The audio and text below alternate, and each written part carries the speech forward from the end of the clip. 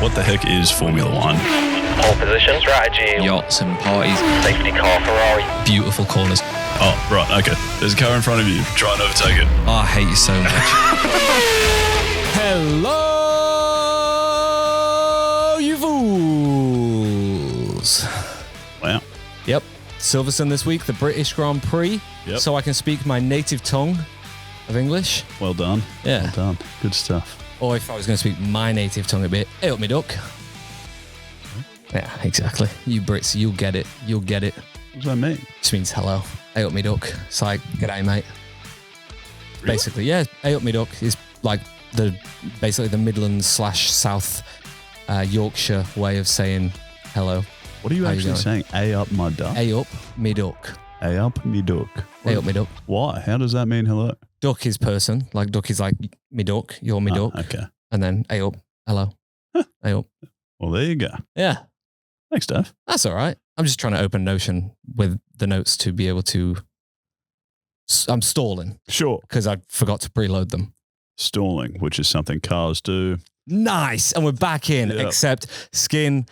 I do have to just, pause Oh, God. because I've been in the office for a little while now, Skin. We've been recording for, almost a minute and no congratulations, no pat on the back or anything. Like, am I not making it obvious enough, Skin? I bet We're you- in the hat and we're in the t-shirt. Like, fuck. Do you know what, Skin? I'll get the 2 medals. 2 medals. Ran the 10K as well. Ah. Right. Yeah, ran the There you 10 and the full. So let's put them on. go. 10K and a full marathon. What was the 10 on the Saturday? Oh, yeah. Wow. Okay. Look at that. Yeah, no, you're certainly making it obvious. Yeah, I do know. Now I am. I do know that you did that. You're right. I probably could have given you a more explicit congratulations. That's right. Well I done. was purposefully trying to avoid Okay. the conversation so I could do this on air with Okay, you. great. Yeah. Is that maybe the reason I didn't congratulate you is just because you've run marathons before? But Yeah. is that a PB? A 35-minute PB. Really? Yeah. Damn. And you felt Maybe a 30-minute PB. okay, I but don't you know. still felt it was slow. Like you could have done faster. I could have done faster. I could have gone probably 10 or 15 minutes faster, I reckon. Wow. Wait, Yeah. what time did you end up doing? 4:09. 4:09. Yeah. 4 hours and 9 minutes. That's good. Yeah, it's very good. I'm still very happy with it. Yeah. Yeah. Well But done. there was more in the tank. Yeah. Right. Okay. There you go. Yeah. Well done. 4:09. Thank you, Skin. Very happy. Fair enough. And a 10K the day before as well. Let me tell you, the first fucking 10K of the marathon, I was feeling the 10K from the day before. Oh, really? I was like, oh, fuck, I probably shouldn't have done that. Did you try to the 10K fast or? No, I did the 10K with Lydia. So we did that at a 4:15, somewhere around there. Can't remember what a 1 hour 15, somewhere around there. She was that was definitely better than what she expected to do. Okay. But for me, that was just kind of a light warm up Yes. for me. But no, I certainly felt them extra 10Ks.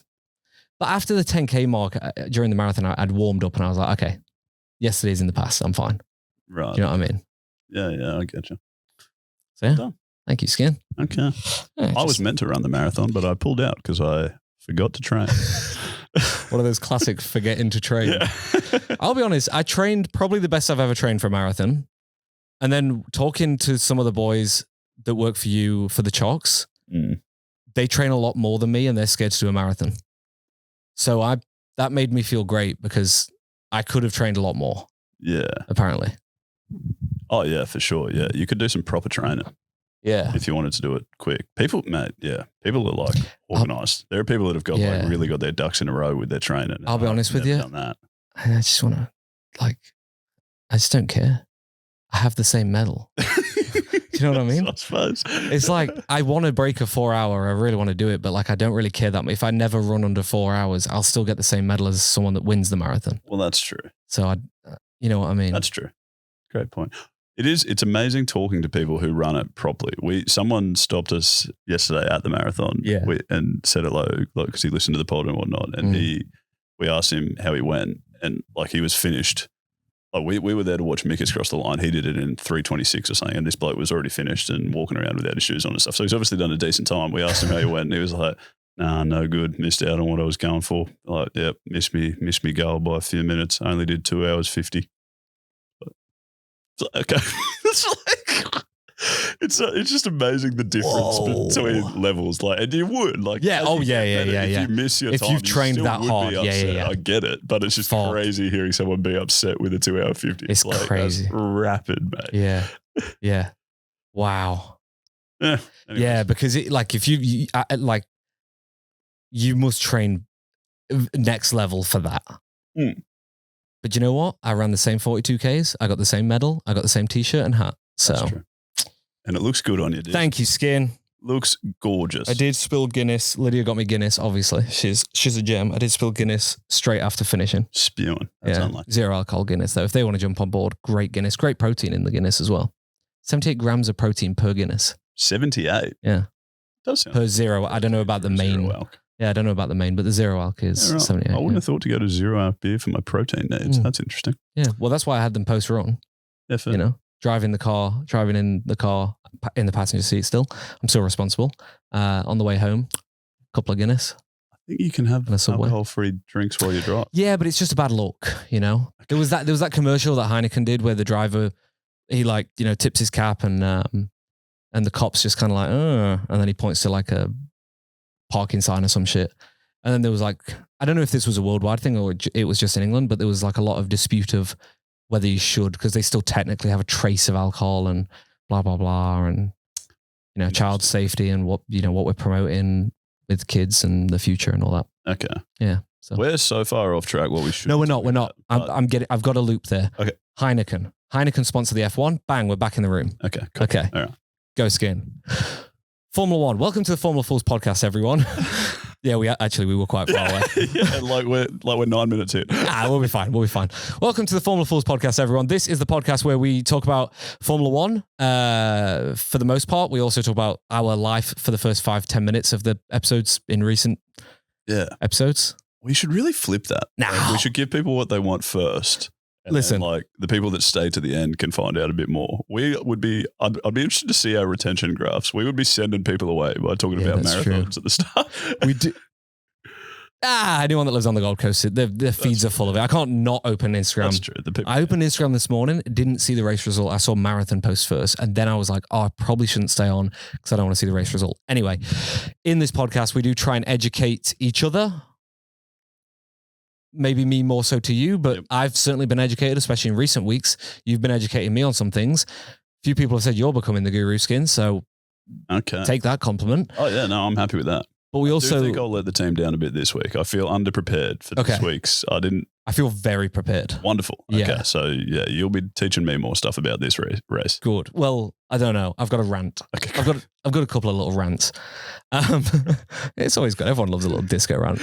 But we also try and teach you guys more about Formula One, whether it's reviewing the live races and asking questions along the way about things that happen, like something that happened in this race, or whether it's through our special episodes where we unpack or dive into a historical event, historical race, historical person to do with our sport, Formula One. So sit back, enjoy, and if you've got any questions of your own, go to our website, formulafools.com.au, send them in.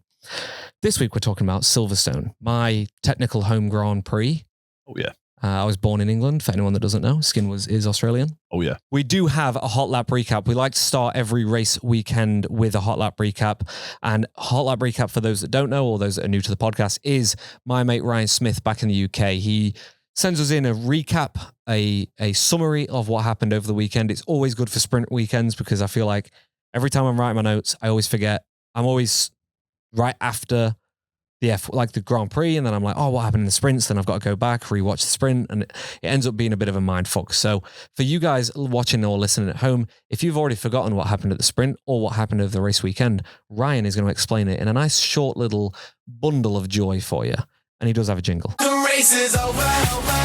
It's that time in the show for the hot lap recap. Let's go. Welcome back to the Hot Lap Recap, and this week Formula One came home to Silverstone. Now, first, briefly, the sprint, because this time it actually mattered. Lewis Hamilton took sprint pole on Friday, sending Silverstone into raptures. But come Saturday, it was Kimi Antonelli who won the sprint itself, with Russell down in 4th. Now, that result pushed Antonelli's championship lead over Russell out to 43 points. And then he backed it up with pole for the main race. So heading into Sunday, Antonelli looked utterly, boringly, inevitably in control.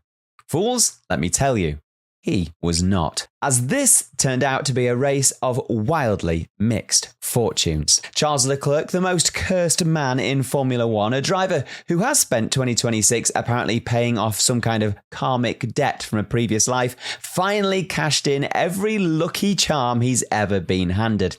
He inherited the lead, he cruised home under a safety car and took his first ever British Grand Prix win, ending a 624-day victory drought. And it wasn't just any win either, it was Ferrari's 250th victory in Formula One history. So how did Leclerc, of all people, end up the fortunate one? Well, let me tell you, because everyone ahead of him imploded in sequence. All right, let's start with the man who should have won. Antonelli led early but ran wide, unsurprisingly, at Copse and damaged the wheel shield on the left-hand side of his Mercedes. He boxed twice trying to fix it, limped around and plummeted down the order. An almost guaranteed victory was gone, undone by a bit of broken bodywork. And then he got slapped with a 5-second track limits penalty that dropped him entirely out of the points. Now, let me say this, penalising Antonelli for track limits when he was clearly gaining no advantage, he was nursing a broken car, for goodness sake, he wasn't attacking, that feels like a genuinely dodgy rule. There is a difference between a driver cheating the circuit for lap time and a driver hobbling home with the aerodynamics of a shed around him. The rulebook currently cannot tell the difference.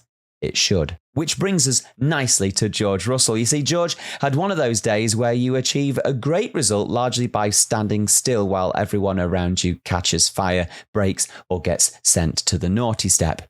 He finished second. He benefited from teammate Antonelli's tyre shield disaster, from Verstappen crashing out, and from Ferrari deciding just to give them a helping hand. You see, Russell is now just 25 points behind Antonelli in the title race. A month ago, that gap was a chasm. Now it's just a long weekend. Then there's Lewis Hamilton, who genuinely deserved better. He qualified third, made a cracking start, and looked to have the chips stacked in his favour for a top-step podium. And then two things undid him. First, a 5-second penalty for a false start. The steward spotted wheel movement on the grid. Again, personally, I think penalising a man for essentially twitching 0.01 millimetres before the lights is peak modern F1 pedantry. And second, and more painfully for him, Ferrari pitted him under the safety car for Verstappen and switched his tyres, a call that wasn't needed and inexplicably dropped him from second to third, letting Russell nip ahead. Ferrari strategy, ladies and gentlemen. They win their 250th race and still find a way to shortchange their 7-time world champion driver. Dave, stop smiling. And then we come to Max Verstappen, running third late on in the race, podium in hand. And then the Red Bull simply had enough. Reports pointed to a rear wing issue causing a downshift problem. And then that caused Max to spear off at Stowe right in front of the bright yellow Lando grandstands. And he buried it in the gravel. That was it. This brought out the safety car for the final 5 laps, which is precisely why the race fizzled out and Leclerc cruised home. And did you catch Max's expletive-laden radio rant after the crash? Now, I'll let Dave tell it you exactly, just for the most, because he's good at swearing, Dave, so I'm going to let him do that. But that rant, my friends, is a man in a machine that he no longer trusts, produced by a rule book that nobody asked for. So the final order, Leclerc was first, Russell was second, Hamilton was third, Norris a gutsy fourth. And the rest, well, scrapping over scraps. Antonelli leaves with nothing. That's the Hot Lap recap. I'm Ryan, and I'll catch you in a fortnight where we head to Spa for the Belgian Grand Prix. What did you think of the weekend, Skin? I thought the thing that stood out to me, so obviously the sprint was first. Yeah. I don't know if this is your rant. Yeah, I've done all sprint and then race. Sure. Yeah, but I just don't know where your rant's going to be. But the sprint, there were a lot of overtakes. It was like record-breaking overtakes. Everything was happening. And I think you spoke a little bit about this last week when you were sort of like alluding to, telling people about next week's race and whatnot. But I still don't really get it. But like all of the overtakes looked more artificial. Oh, okay. Like they're like a bit fakey. Yeah. Just engine reg stuff, like people saving energy and whatnot. There was a lot of like back and forth. Yeah. As opposed to last week or the week before where we were Austria, talking about someone, like there was an actual really good battle going on. Lewis and Max? Yeah. Which seemed all very genuine and not really that engine related. Yeah. So what changed? What was different about this track that meant we were back to sort of watching essentially the start of the season where people could just overtake each other willy-nilly based on who had the most charge in their battery or whatever? Yeah. There's a few things. I will get into it, but I want to ask you a question. Why do you think that? I'd love to know from a perspective of someone that doesn't, like you're asking that question, so you clearly don't know the exact answer, but why do you think they felt artificial? Well, I think there were just times where the overtakes looked like it didn't look like, I don't know how to describe it. Like it just didn't look like they were overtaking. They did anything skillful to overtake. Just like that it looked car too slowed easy. down. Yeah, like it was too easy. Like just the car they were driving behind is suddenly going 20k slower or whatever. Yeah. Like you can't not overtake. And that's exactly seemed like that happened a lot. Yeah, and that's exactly the answer. So in free practice, we got the first glimpse that this was going to happen during the race. I saw the onboard of, I think it was Fernando Alonso, but it was across the board like this, where he was going through like, I can't remember what the weavy bit is, if it's maggots and Beckett's or whatever that bit is, but there's like the weavy bit, right, where it's like the left, right, left. And going into it, they did a side-by-side of his 2025 lap and his 2026 lap. And going into it, he was 20-something Ks down. In the middle, he was almost the same. But then on the third turn and coming out of it, he was 40 kilometers down on last year's speed trap. So his speed was 40 kilometers lower. And this was across the board that people were, 20, it was pretty much 20 to 40 kilometers slower coming out of that section than the year prior. So that was exactly it. Was the cars were slower on the straights and through the corners. The reason they were slower in the corners, this is the clearest bit at the moment, is Alonso said it in after free practice in an interview. He said that you basically can't use maggots and Beckett's anymore, or any of these weavy corners, to attack them. You can't use them to gain time on your opponents. You have to use them as a charging station. So you're lifting and coasting through there, you're regenerating charge into your battery so that when you're on the straights, you can attack. Now, the opposite of that is if you're using your battery too early on the straights or exit of corners or whatever to defend, you're then under more pressure on the next straight or whatever, because whoever's behind is always going to be able to generate more power because they can lift and coast slightly more, use the slipstream and the overtake mode and things like that. So yeah, that's exactly what it was. We were seeing people doing that in the corners, in the high-speed corners, which we have a lot of at Silverstone. And then on the straights, they were just simply running out of battery, which is because we have this crazy battery deployment system at the moment, which just doesn't work for any track like this, where there's not any like crazy deep braking zones. Okay. Where you can like regen. Whereas in Austria, it has a lot of straights, but it also has a lot of deep braking zones, and the straights aren't crazy long. They're all short to medium sized straights. So you can use your battery and you're not going to use it by the end of the straight. Right. You know what I'm saying? Yeah, okay. Yeah.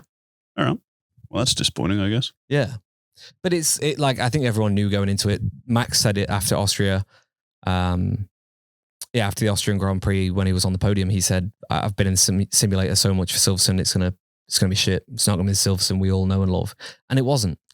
The sprint race, like you said, it broke records. And I don't know what it is about the world at the moment where sports have to break every record in the world. But we're certainly seeing it come out of the World Cup as well with some of these VAR decisions. But like, they love the headlines of like, we did this, or we got this attendance, or we are doing this many games, or like what, we got this many overtakes. Like, I don't know what it is, because Silverstone was also the highest attended Grand Prix. Figures probably inflated, like, I don't know. We see it year on year. They always hit the highest attendance, but it's like, at what point can people not fit around the track? Do you know what I mean? Like the track doesn't get bigger, so I don't know how we're still fitting people around it without building new grandstands. Yeah, true. Yeah, so I'm confused by that one. And I've been to Silverstone, you're tightly packed in. So like without them building bigger grandstands, I just don't see how it's physically possible. Oh, right. Yeah. So so anyway, they love these headlines and whatever. So, for them that sprint race was a gleaming success on paper. But for the fans watching and for the fans watching like me, who are dedicated fans and like lifelong fans, whatever, like it was quite sad to watch. I tried to take that hat off and just be, I think I said at the end of the pod, take your cynical hat off, just watch it for what it is. Yeah. Ignore the graphics, ignore the whatever, just watch it and enjoy it. Okay. How'd you go with that? Yeah. Yeah. Tough. Yeah. Look, the start was good and the first few laps were good, but it was when it was like the fourth or fifth lap and it was like the same thing kept happening. It was like, oh, okay, this isn't a genuine thing that's happening. This is a battery thing. Yeah. So yeah, it was quite tough. But it's interesting hearing you say that. It's interesting hearing you literally come up with the exact reason why I don't like it. And you've been watching F1 for this is your third year. Mm-hmm. What can I say, Disc? Wise man. Yeah, you're a guru, Skid. No, it seemed pretty obvious. Like there were like so many of a lot of them were just way too easy. Like it wasn't the same as watching Max and Lewis last week, which was really good. Which was edgy, you see. Yeah, like watching Piastri just like fall back and then 2 laps later he's 2 places up. It was like, fuck, this is crazy. Yeah. I feel like if you see someone overtake and then immediately get overtaken, it's like something not right's happening here. Like you should only really have been able to overtake if you had better tires or there was something like you had some advantage and you wouldn't just immediately lose. I think this is the thing, right? Because in a dream world, we would have cars that have no aerodynamic effect and have engines that are fairly equal.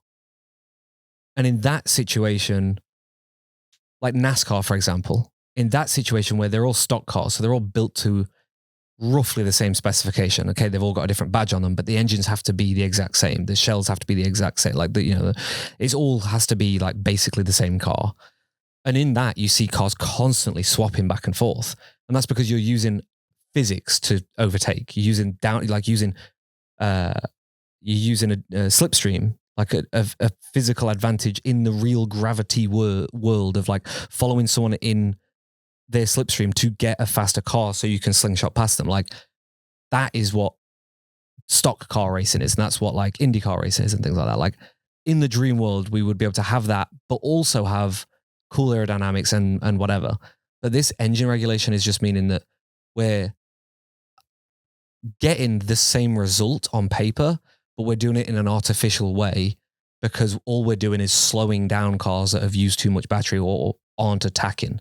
But then the moment that car has stopped defending and now is attacking, they now get this extra boost, so then they can go faster and then overtake again. So we're doing it we're doing the same thing, which is why they're promoting it as a good thing, but we're doing it artificially, and that's why it's bad. Yes. Do you know what I mean? I know exactly what you mean. Well said. There's certainly races in the 90s with like Senna Mansell and Senna Prost and stuff like that in the 80s, 90s and whatever, where it is quite like that, like someone overtakes and then a lap later they they get overtaken by the same person. Like it was like that, but never as much as this. It would be for like 1 or 2 laps and then one of the person's tires, or they'd go too wide and that's it. You fucked it. Yeah. Okay. Do you know what I mean? See it quite a lot in the V8s, the V8 supercars. Okay. Yeah. You know what I'm saying? I do. Go Skin. Have anything else for the sprint? Not really. That was my main thing. Okay. I had a couple of little bits. Remember last week how we spoke about Ferrari bringing that classic Ferrari engine upgrade? Yeah. And then it didn't work? Yeah. Turns out it worked this weekend. Yeah. I think I said like the altitude, I was hypothesizing at the time, like the altitude could be an issue for them at Austria. Maybe we'll see a difference at Silverstone. Holy smokes, did we? Lewis's pole lap for the sprint was insane. And then all of the sprint, he was fast. Charles, whatever. But he was fast. Yeah. So Charles had a shocker in the sprint. Yeah. Lewis was good, but lost somewhere, right? Like Kimi ended up winning. Yeah. So I've got a little, again, I'm hypothesizing. I don't really know. But Lydia, she was kind of like, why would Lewis, because Lewis didn't really defend it that much. She was like, why would he not defend that against Kimi? And the way I look at it is like, Lewis is the smartest person on the grid in terms of like how you win a championship. He's won enough of them now to know you don't win it in a sprint race. You don't win it by fighting for 1 point. Like first to second in a sprint is 8-7. Like you lose 1 point. But if he crashes with Kimi, he loses 7 points minimum. And then you face damaging your car for the qualifying that's 3 hours later. Right. Okay. Like the way I see it is like Lewis didn't lose out at all. He let Kimi go because he just didn't want to fight for 1 point. He would rather beat Kimi if that was first or second in a Grand Prix, different story, I reckon. Okay. I reckon we've got, because you're fighting for 8 points. You know what I'm saying? Yeah, okay, gotcha. All right. Okay. But they actually look fast this week, the Ferraris. Yeah, they look very quick. And then, moving on to qualifying as well, it was very nice to see.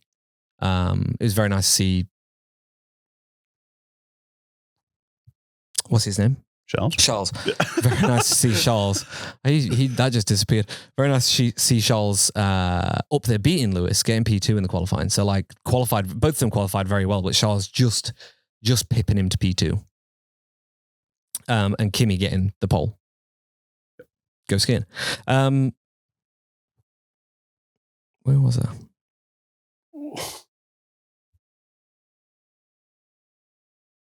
Oh yeah. So Charles starting P2, Lewis starting P3. Mega start from them too. Like, I mean, Kimi had a shocker. That was potentially one of Kimi's worst starts of the season. But both Lewis and Charles was just insane to get past him before turn 1. This was race day. Main race. Yeah. Yeah, how did they do that? Did he have it? Because Kimi's start didn't look terrible. It was good off the line, but his second phase, so he got off the line good, but when he went into like his second gear, he just got a lot of wheel spin in second, and then just the Ferraris were just Is second phase the same as second gear? Is that? I heard the commentator say that. I didn't understand what's the second phase of starting. No, so usually your phase 1 of starting is basically like your initial reaction to the lights, how your car reacts to the clutch dropping, right? So that's kind of phase 1. Phase 2 is then your wheel spin. So it can be in when you gear into second or right before. So getting like your initial jolt off the line is mainly reaction and how your tires grip in the box from standing. Phase 2 is after you've started moving, how does your car react? So if in this instant, Kimi went into second gear quite quick, which meant that he entered phase 2 very quickly and got wheel spin when you gear up, because you're dropping a buttload more torque to the rear and your tires just can't grip. So they just skid and wheel spin, and you don't get much forward motion.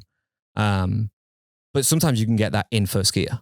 So sometimes you can get away good, have a good reaction time, but then you hit wheel spin straight away. Right, okay. Whereas to look at it on the other side, a good phase 2, if you watch Charles and Lewis, they got away well, but then they gripped really well. And then when they went to second, you really see the point where the momentum starts to move forward with them, where they didn't hit wheel spin and the momentum and the traction was there so that they could like propel forward. So their phase 2 was really good and it was really grippy. Okay. And is that in the driver's control? Like, is that a skill issue, or is that you talk about just how the car reacts? Like, is that just you're getting lucky or unlucky? No, it can be how you drop the clutch, how you set the car up over the weekend. Oh, that's not ideal. I'll fix that in a second.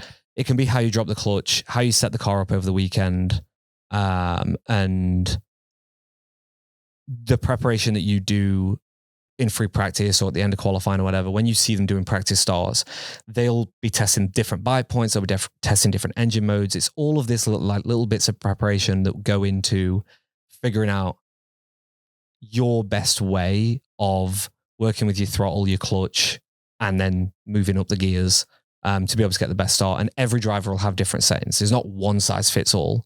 There'll be a generic jumping off point, but then every driver has a different feel. Like we see Lewis on starts, he has his left hand over the top of his wheel. And it's because he likes the feeling he gets of dropping his clutch like that. He feels like he's in more control, dropping his clutch like that. No one else does it. He's literally the only person to do it in F1. But that to him feels good. And that wasn't even just a Mercedes thing. He's carried it over to Ferrari with him. So like he still does it with the Ferrari. Yeah. So like everyone's different how they set it up and how they do it. And Kimi has been the most consistently poor driver this season of doing that. At start. Yeah. Okay. All right. So he's had a poor start. The Ferraris have had a wonderful start. Yeah. They went well. Yeah. And then Leclerc's had a pretty good race, really. Like he just held first the whole time. Kimi never really got past him. No, like Kimi led like what? 16 laps or 10 laps, whatever it was. But it was because Charles had pitted and Kimi stayed out for a crazy long time. So like Kimi never passed him. Yeah. He got, he inherited the lead because of strategy. And then when he pitted, he lost the lead straight away. Yeah, okay. You know what I'm saying? I do. But yeah, no, Charles had a phenomenal race. Like Charles pretty much, that's the dream race you want as a driver, is getting the lead on lap 1 and just fucking cruising. Yeah. How has he done that? Because like he has been shocking in recent weeks and then was pretty mediocre in the sprint. Yeah. And then just 3 hours later qualified like a genius. The next day raced like a genius. Yeah. He's gotten pretty lucky, I'll be honest with you, at the start, because we've seen Lewis, Kimi, George, so Kimi going backwards meant that he then started attacking Lewis. If you actually look at the first, 5-6 laps, Lewis was right on the back of Charles. He was like within a second and a half, 2 seconds. So he was probably he could have probably challenged Charles earlier, but Kimi started coming back and attacking Lewis. So like them two then started battling. Lewis was having to defend and look after his car more. And that kind of just let Charles get a bit of a lead. And then everything else happened. Like Lewis got his penalty and, the race just kind of panned out the way it did, where Charles just had this weird, very small buffer. And before Charles pitted, Kimi had got that buffer down to like 2.8 or 3.2. It was like around there. So Kimi was closing in on Charles. And then Charles pitted and then Kimi just stayed out. I'll be honest with you. Without Kimi's suspension deciding to fucking shit the bed later on, Charles was never winning that race. Kimi was on a fresh set of hards with 13, 14 laps to go, whatever it was. He was closing down on Charles so fucking quick and would have closed down on him in the next few laps even quicker had his car not broke down. That it would have been almost impossible for Charles to have kept him behind. Right. Like he just had such a good tire deficit.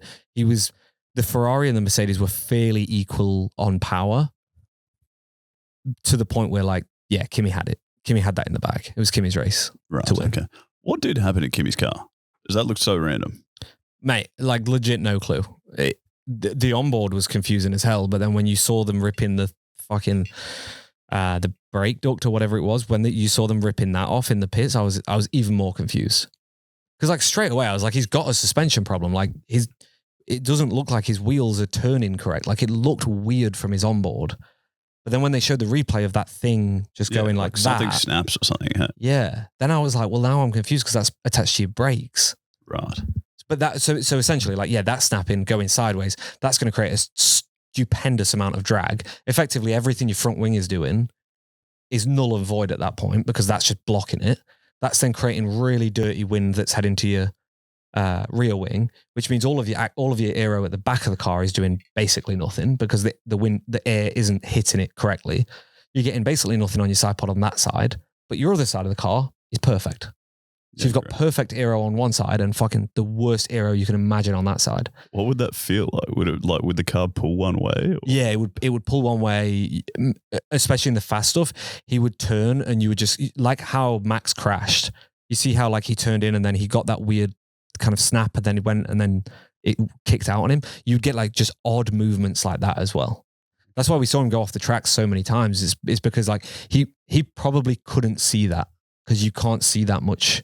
You can only just see the top of your tires as a driver. So he probably couldn't see that had happened. So when we heard the radio, he was saying there's something on the front, Ono's saying we need more information. He can't give them it because he doesn't know. And from the camera angles, like we could barely see it. It was only when they showed that replay that you go, oh, fuck yeah, that happened. But watching it live, you could barely see it. Okay. So yeah, it was... Didn't he go into the pits and they didn't find it? And they had to go around and pit again or what? Yeah, so he went in the pits, they changed his tyres and front wing. I'm going to assume one of the mechanics must have seen it because they then fairly quickly figured out that's the problem. Like we've seen what's happened.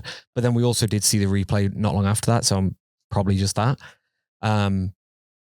But the thing is with a live pit stop, if you're a mechanic and you see that, the time it would take to radio to the pit wall to then radio back to the driver to tell the driver, don't go anywhere, it's safer to just let them go back out and figure it out from a mechanic's point of view. Okay. So I'm going to assume that a mechanic probably did see it.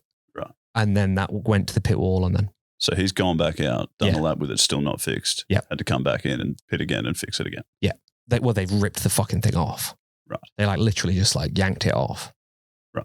Yeah. But they changed the front wing. When I saw them bring the front wing out, I was very convinced at the time. I was like, his suspension is broke. The way that his wheels were turning didn't look right. And I was like, or like just everything about his front end, it just looked wrong from his onboard. And I was like, nah, I don't know why they're changing the front wing. That's so stupid. But then when I saw that, I was like, that makes so much sense because they would have assumed a front wing end plate has snapped or the DRS thing, the X and Y mode have like lifted up or something. And that's what's causing the weird drag on one side. And then obviously they found out it wasn't. So yeah. Okay. But yeah, they brought him back in. Ripped that thing off, and then he was still having issues like you would. They found out it was a suspension issue. Nothing that was terminal, but enough where it's like really difficult. He would have been in a world of pain for them last bunch of laps. Okay. But okay. Well, that's kind of, obviously disappointing for him because he's ended up with no points after being like, he probably would have won the race most likely. Yeah, he would have 100% won the race. But exciting for the championship. Great for the championship. So what is it now? Everyone's sort of like there's like a little 30-point gap at the moment. Yeah, 31, 32, something like that. Yeah, that feels chaseable. Yeah. Oh yeah. I want one more DNF for Kimi, and they're within fucking what, like 6 points, 7 points. True. Like it's pretty much wide open now. Yeah. Exciting stuff. Yeah. Like I think I said like 3 or 4 races ago, he'll need at least 2 DNFs for this championship to still be alive. And then a few races later, 2 DNFs. I think I had someone DM me or the Fools and was like, well, Dave, you said it a few weeks ago and now it's happened. 2 DNFs for Kimi. And I was like, shit. But you know what? The thing, like Kimi, I spoke about Lewis earlier being, not chasing Kimi down in the sprint race for 1 point because he knows over a championship, that 1 point isn't worth it. On the flip of that, what Kimi did to try and get 1 point at the end of that race was very impressive. And at the time I was going, just retire the car. Just retire the car. I'll fucking retire the car. But then when I take a step back and look at it, I'm like, the determination of him to not throw the toys out the pram and go, fuck this. Especially when the safety car's out. I'm not getting a point. I'm retiring the car. Gets out. The fact he didn't do that and he was like, I'm staying in this fucking car till I see the checkered flag is so good from him. Because if he had gotten 1 point from that race, and the championship does come down like last season, Norris won by like what, 3 or 4 points or some shit? Like it was real tight. Yeah, like it was down to the last race. Yeah. So like if it comes down to that, 1 point could make the difference. So on the flip of it, it's like Lewis knows that in a sprint race, a points deficit of fighting for 1 when the potential loss is 7 and damage, that's not good enough. But if you've damaged your car and you can still potentially scrape 1, he did well to keep his head level there. Yeah, for sure. And I think you'll learn a big lesson from that. I'm a big Kimi fan. I really like Kimi. Yeah, I kind of read him. Where else were we? You were about to launch. Yeah, I don't know. I feel like we've gone a little bit all over the place. Yeah. But we've mainly spoken about Ferrari and Mercedes, so we might as well keep. Can we just give a little shout out to me again? Like I did run a marathon at the weekend, just in case anyone is joining midway through the pod. I ran a 10K on the Saturday and then a full marathon on the Sunday. Just FYI, guys. Well done, Disc. Well done. Thank you. It's crazy you've not mentioned it in 37 minutes ago. Sorry, my bad. Okay, Ferrari and Mercedes. We've been talking about them. So Kimi, disappointing. Yeah. So Ferraris look fast, but Lewis also kind of disappointing in the race in the end. Yeah, is that fair to say? Yeah. Penalty probably cost him something. Penalty not great. Did you see the replay of that? Of him jumping forward a little bit? Yeah. What did he do that for? Like you just can't do that. 1 minute, it's all right. I'll call him. Okay. Yeah, I don't know. That was weird from Lewis. That seems like a mistake he shouldn't make in his experience. Yeah. Literally the moment because when it popped up, I was like, oh, fuck, that's rare from Lewis. And then they showed the replay. I was like, oh, yeah, that's penalty. And then Lydia goes, old age kicking in. I was like, fucking hell. He's only in his 40s. I'm not far off that. Well, yeah, but you're also not an athlete. Say it, Skin. The top 0. Say I'm not an athlete. Say it. In the very top echelon of the sport. Yeah, no, that's very fair. I'm definitely not 4 hours now. 40 is getting up. But then like half an hour later, he looks like an absolute guru. Like, he looks so quick. Like, It was him and George were having a good battle. Him, George, yeah, and then with Max, it was like Max, George, and him. Him and George were battling, and then George and Max were battling. Yeah. Like, and I wasn't into F1 at all when he was in his prime, Lewis, but it looked pretty primey. Yeah, like Lewis of Austria and then Lewis of Silverstone, genuinely like, this is what it was like watching Lewis in his prime. Hell yeah. Frustrating. When it's just that, him winning all the time. Right, okay. Yeah. I also don't like Lewis, so you know. Yes, okay. But no, it has been very enjoyable. Oh, it was a hard word to say around Lewis's name. To watch Lewis and George race for what, like a good 5 to 10 laps. They were going at it. Like it was very good. He got very unlucky. He didn't get unlucky with his penalty. He deserved the penalty, jumped the start. He got very unlucky at the end with the safety car coming out when it did, and then George staying out. Yeah, okay, yeah. But yeah, apart from that, he kind of had a bit of a mediocre race, especially when you look at him next to Charles. Yes. In the same machine, Charles dominated him this weekend. Yes. Which is weird to say. We don't say that often. Yeah. Okay. Normally I'm saying the complete opposite. Okay. And George also had dramas. Can you explain George's dramas to me? So over the radio it said he had a slow puncture. Yeah. Which sounds to me like a flat tire. Yeah. Which doesn't sound good. No. But he just kept driving. He went past the pits and did another lap with what I assume is a flat tire. Yeah, because there's two versions, I would suppose, of a slow puncture, right? One version is a genuine slow puncture, which he did have, and the other version is a sensor has failed. So, like, George, when you receive that message as a driver, instantly you just go to the feeling that's underneath you, right? So you're instantly just thinking about what's under like the machine that you're driving.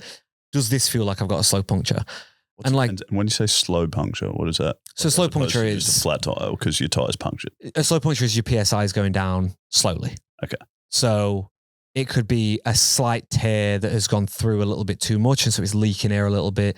It could be that he's ridden on a curb a bit aggressively, and it's just popped the wheel off of the like the beading of the wheel off of the rim slightly, in a way that's kind of wobbled it, and then some PSI could be getting out somehow. With a little break on the sidewall, or you've had a little coming together, there might be a little tear on the sidewall. So there's many different ways you can get a slow puncture.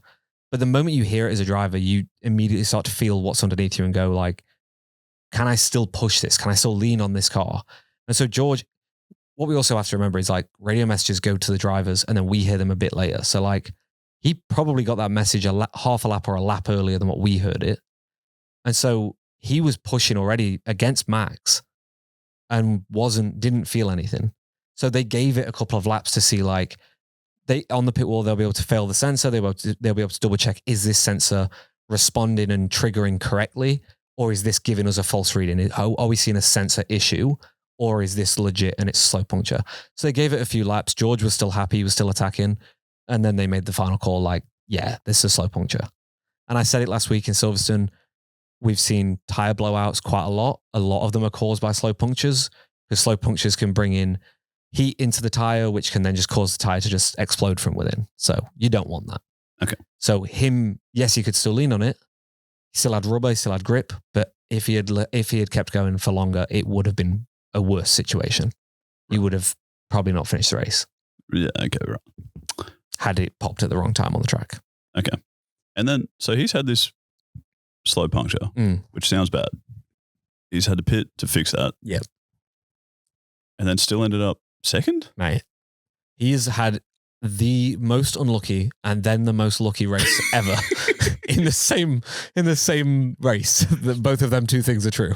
How did he do that? I have no clue. Like genuinely no clue. He came out, he was quite lucky when it happened in the race because he managed to come out in like P8 or something like, or P9 or something, like still ahead of the Racing Bulls, which was phenomenal. And then the Mercedes just had great pace against the McLarens and the Red Bulls. So like he just cruised up to the back of them and just he just made it look easy passing them. Like it wasn't difficult for him to pass people. And then, yeah, like obviously with that safety car at the end, that I kind of looked at it, I was like, oh, he'll maybe get P5.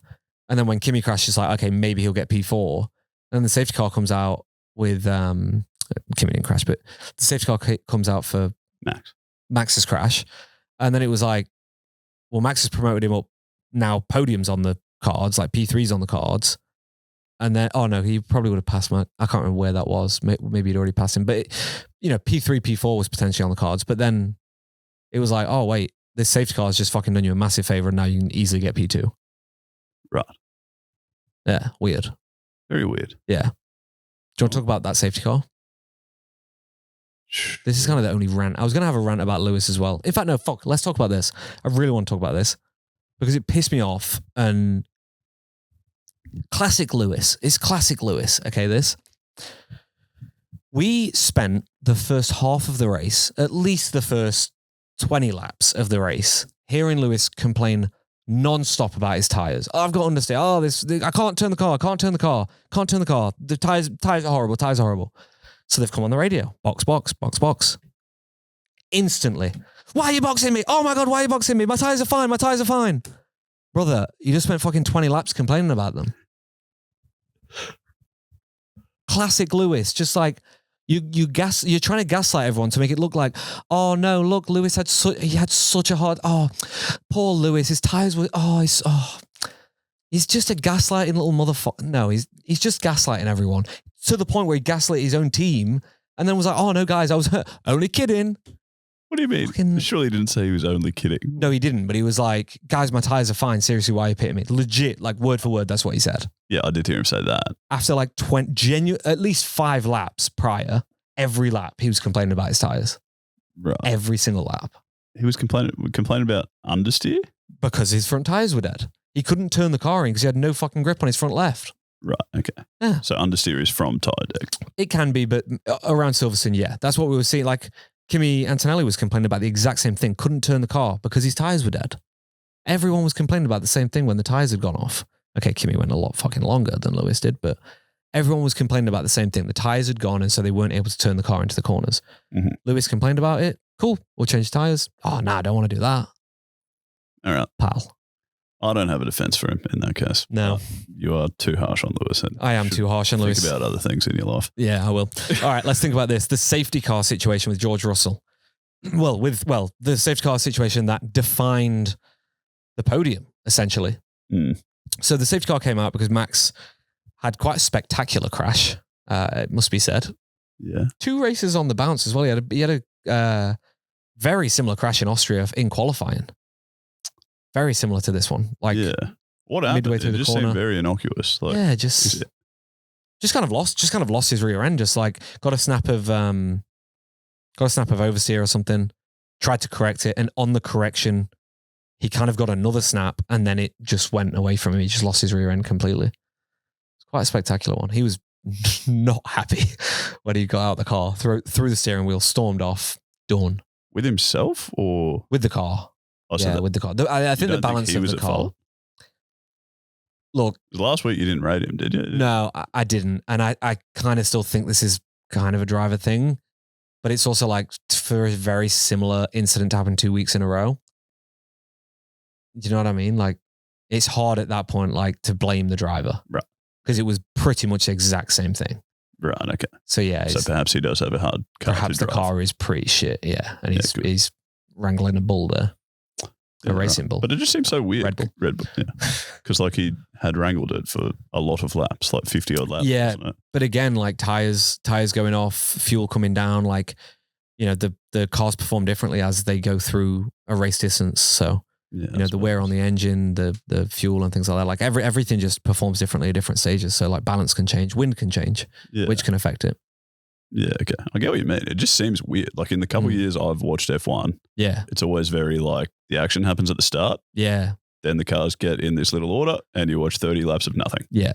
And then the last 2 weeks, it's just been like, well, still kind of nothing happened. And you just drove off the track. Yeah. Like but this is just new regulations. This is why we change the regulations every so often, is because it throws this kind of thing up and it forces the engineers and the drivers to, it puts them in a difficult and challenging situation that they aren't used to. Max since he won his championship in 21, he's not had a car this bad. Yeah. So, you know, or a car he struggles with this much. You could argue the car he had for the past few years was pretty bad. Ask his teammates, but certainly he was okay with it. But yeah, so the safety car caused by Max really helped out George kind of, it secured it for Charles and kind of sucked for Lewis because Lewis was in P2 and then both Ferraris pitted and then he lost out to P2 because George didn't pit. Right, okay. So he just didn't make it out past George in time from the pits. When he was never going to make it out. George was close enough that a pit stop he was never going to make it out in time. It wasn't like Ferrari messed up or anything. Okay. It was that they were banking on they would at least have one lap to race and they would rather be on fresh mediums or, use softs to battle George on used hards. They figured that would be a better battle. Somehow Mercedes, I know I kind of started a conspiracy theory last week that Toto's slipping some money to the old FIA, but somehow Mercedes knew that race was going to finish under a safety car because they didn't fucking pit George. And I was calling that a wrong decision when it happened. And then the actual thing from the FIA, I don't know if you've read this, but the actual thing from the FIA for why the race didn't finish was because on the second to last lap, the safety car's lights went out and we got a message to say the safety car is ending. It will go in at the end of the lap. Yeah. So the FIA have put a statement out and said the aborted restart at the end of the aborted restart at the end of F1's British Grand Prix was the consequence of a software error. Coincidence? According to the FIA. So a message that lapped cars were allowed to unlap themselves and rejoin the queue was sent out with article B5.13.5b, stating that the safety car will return into the pits at the end of the following lap. Okay? Okay. But the message appeared to come mere moments after Leclerc had crossed the start-finish line and begun lap 51 of 52, meaning that no restart could take place by law until the end of the final lap. So Leclerc had crossed the line, then the message was sent out to say it was going to go in on the next lap. Right. Meaning the end of the race. Yeah, okay. But that's not how I remember it. I remember them it coming up on screen 2/3, 3/4 of the way around the second to last lap, saying the safety car will be in on this lap.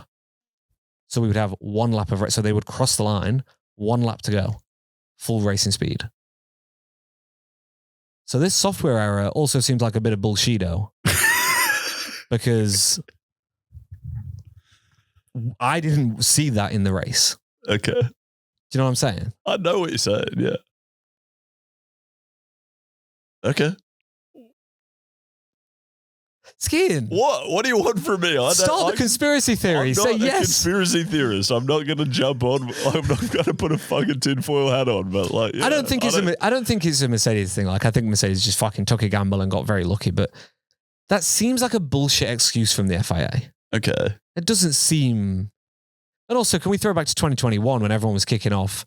Oh, they should never have restarted the race, finished the race behind a safety car, which would have handed Lewis his 8th championship. Now everyone's crying because Lewis didn't get to fucking fight for the win. I don't know. It seems fucking sus as shit to me. How so? What do you think's happening? You think the FIA likes Mercedes better than other teams? What do I think? Like, what are you suggesting exactly? I'm just suggesting that like their excuse is bollocks. Sure. But could they not have just stuffed something up and tried to cover it up with a shit excuse? Yeah, but come on. Come on, what? But like, no, they can't have. Why? Because I just like, how the fuck do they make that mistake? There's like hundreds of people sat there making this decision. You can't just go, oh, we're gonna set this live. Let's wait until Charles goes past. Press it now. Like, no, it just doesn't compute for me. That they could make a mistake that fundamental that decides the race. I also just think it's bullshit. Like, there should be a law that we just can't finish under a safety car. Like, we just can't. What would red flag the race. And then do one. And then one come lap. back out for one more lap. 100%. Really? I would rather that than what we had. Why? Because then we'll at least get one lap of racing. Like, okay, put it this way. If the safety car had gone in on that last lap, Charles and Lewis both on softs used, George is on hards. Whoever was in P3, I think, was on mediums. P4, I think, was on mediums. George potentially is finishing P4, not P2. Lewis could potentially win the race. Like, there's a whole host of different things that could have happened on that last lap. Yeah, but like... And we just don't get to know it now because the FIA made a mistake. Yeah, but to say the race can't finish under a safety car, you're just like... It's like anything in sport. It's like if you're playing cricket and you need one more wicket, like the team's 9 down and someone drops a catch, then it's like, obviously that stands out as the thing that defined the game, but like you might have dropped 6 catches earlier. But I think, it's so different. If there are safety car laps earlier in the race, why do they count? Safety car laps should all count, but I'm just saying, like, when just like this first lap rules for engagement, right? If on the first lap you ever coming together, they're more lenient because, like, okay, it's first lap adrenaline, tighter, but it's a tighter field, blah, blah, blah. I think we should have, if there is a safety car within the last 5 laps, it should just be a red flag in the last 5 laps. What? Because then we get the end of the race racing. We get to see racing. We get to cross the line. The fans that have paid entry fees, the millions of people watching at home, get to watch the spectacle, which is the end of an F1 race. I don't think finishing behind, like watching them follow a safety car, is exciting. Well, I agree it's not exciting, but I don't know. That just seems manufactured. Either the safety lap cars... In football, they added today, England versus Mexico, the end of the fucking game, they added 11 minutes on to the end of the game. In the first half, they added like fucking 6 or 7 minutes on. So they played an extra 17, 18 minutes of football. Okay. Outside of the regular 45 minutes each half. Okay. That's how football works. Yeah. That's what I'm saying. We should have something like that. We should have a last 5 lap rule. In the last 5 laps, if there's a safety car, you red flag the race. Clean it up, go back out. Okay. That's what I'm saying. All right. But I don't know what weird to me. Nah, I don't know. You guys let us know. Comment below. Who are you with, skin or disc? Okay. All right. Is there anything else? I hear you. Okay. I don't have a clear enough. I could keep going at this all night, Skin, so you're good to try and let's move not do that. Is there anything else you wanted to cover? Red Bulls looked okay. Yeah. Isack Hadjar out-qualified Max. That was cool. very impressive. I loved that. Yep. Lance Stroll, did you see this thing in, I think, the sprint race? Did you see his onboard that went crazy viral yesterday? No. So he was going through Maggots and Beckers, which is left, right, left, and it's usually like pretty much flat or like, you know, it's not a tight corner. Like it's weavy. It's a weavy flat out sector, basically. Like fast. Very fast. Okay. He's going through and like he's in a fucking like Mario Kart game, full lock right, full lock left, like is turning in the steering wheel upside down when usually you need like like you barely need anything. What? And because that car is so fucked. A, it's ridiculously slow, and B, it just can't turn. So he's just fucking yeeting it around these corners. How did he get around an actual corner? No clue. Genuinely no clue. Like he was yeeting the steering wheel. The clip is hilarious to watch. Anyone that hasn't seen it, just go watch it. What has gone wrong with their car? I don't understand. It's the biggest joke I've ever seen, and I'm a Williams fan.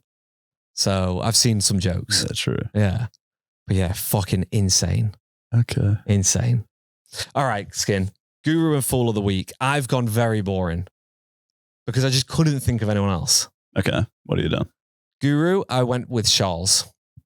Seems fair. He maximizes the weekend. It's his best race of the year so far, I would say. Yep. And for the first time, he actually looked like pretty solid. Like looked like he had that car under control. Yeah. Yeah, my only counter argument to him being the Guru of the week is that he sucked in the sprint. Yeah. But I don't have a better Guru. Yeah. No one else did anything amazing. I had half a mind to say Kimi because he was actually good. Yeah. And then he just got so unlucky with his car. True, like, you can't really give it to a bloke who didn't get points. Yeah. I was so close to giving it to Isack. Just for like beating Max over the weekend, basically. Yeah, okay. But no, I think Charles is a safe bet. I'm happy with that. Is that who you put? Yeah. Oh, go Skin. Fool. What do you got? I went with Max. I'm like, qualified below Isack. He's supposed to be Max is supposed to be the team leader. Isaac's this, second year in F1, blah, blah, blah. Like, he's just not looking that good. He's getting frustrated with the car and 2 spin outs in a row. Like, his championship is just, he's definitely not going to fucking come back and compete with the championship battle, even slightly. He'll be lucky if he finishes in the top 4, honestly. Yeah, okay, fair. All right, that's fair. I think, well, you've rebutted my fool already pretty cleanly, I think. So maybe it doesn't make that much sense. But I found watching Mercedes pull Kimi into the pits, not figure out the problem, send him back out, and then pull him back in again to fix it. I found that pretty fucking foolish. Yeah. I think it was just more of a lack of like knowledge of what was actually wrong with the car. Yeah, sure. I think a lot of people could have an argument for saying Mercedes as the fool because leaving Kimi out for that long.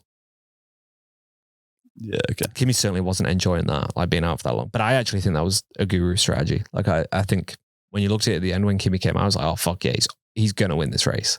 But yeah, okay. Yeah, weird one. I certainly can't really argue with that because they definitely looked foolish. When I saw them pick that front wing up, I was like, you guys are fucked. It's like, I was also fucked because I was saying his suspension's broke and then, But yeah, no, I can't disagree with it, Skim. Next up, Belgium Grand Prix Spa, my favorite track.